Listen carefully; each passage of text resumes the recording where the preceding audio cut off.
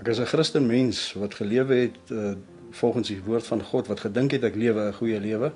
Ek het egter die dag toe ek begin suksesvol raak, op my eie vermoëns begin staatmaak en ek het God begin uit my lewe uitsny tot op 'n punt waar ek my rug op God gedraai het. Dit het daartoe gelei dat ek in sonde verval het en daardoende is my lewe verwoes. Ek het alles verloor wat God my gegee het tot op 'n punt toe waar ek leweloos, eintlik dood op straat was.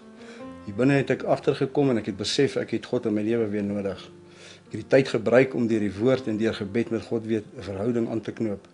Tydens gebed het die Heilige Gees my eendag aangeraak en ek het gevoel hy die liefde van sy goddelike liefde in my in terugblaas. Ek het weer lewe, ek het weer lus om te lewe, ek voel weer ek kan. Ek het geleer om klein probleempies in die lewe aan God oor te gee en op God se vertroue te rus. Ek het ook geleer hierso daar's 'n doel vir ons lewe en dit is om vir God te lewe. Ek het besef God het my gered uit genade uit. Deur sy hoop wat hy in my geplaas het, deur sy liefde vir my wil hy hê ek moet gered word.